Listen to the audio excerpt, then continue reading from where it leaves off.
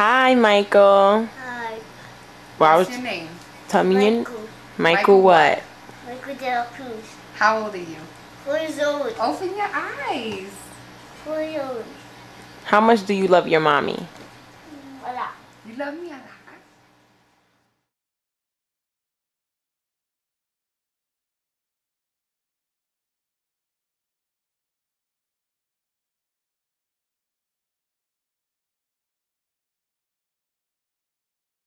After you had him, you said you had nowhere to go.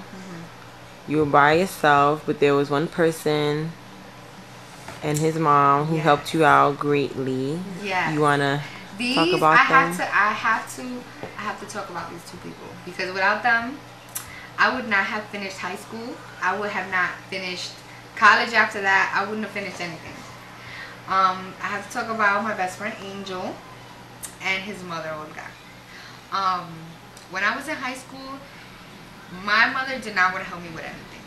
She took no part in my son. She was just like, well, you had a baby, I guess you gotta have to drop out or something because I have to work and I can't take care of him. And you know, Angel was the one who stepped in with his mother, and his mother was like, you know, give him to me and you're gonna finish school. Like, you go to school and you drop him off to me during the day. And I did, and I finished because of her. Like, if I didn't have anyone to watch him during the day, I would not have finished school.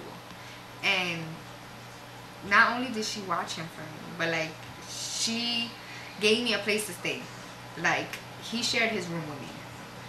We were like roommates, me, him, and my baby. And it was like, it was so great to at least have one person there. And I think he really helped me to feel better about myself, because this was a time, like, right after I had my son, things were not working good with my mom, so I left. My son was still a newborn, and my son's father was just being so crazy. Like, I had to have restraining orders against him, for my son, because he was hitting me in front of my son, and my son was like 2 months old, so I could not deal with that. And to just be around Angel, it was so nice because he was like a brother, you know. And for once in my life, I felt like a man was treating me good, you know. Like, he never argued. Like, he, you know, we had our little disputes, but it was like he treated me good, and he made me laugh.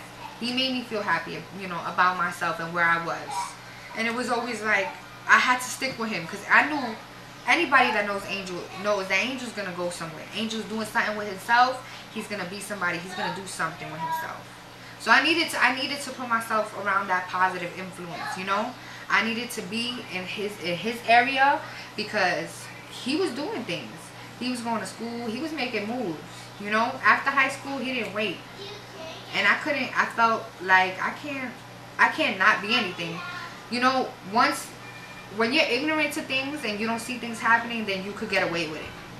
But when you have friends actively making something of themselves, and you come from the same place, you know, like, we lived together. We came from the same neighborhood, the same everything. But he's going to go on to do something with himself and I'm not, that's not acceptable. Even if I have a child, even if it's harder for me, it's not acceptable. And he gave me that positive outlook, you know. It was like, things are going to be okay. I'm here for you. You know, I'm going to be here for you. I'm always going to be there for you. Just, you know, do something with yourself.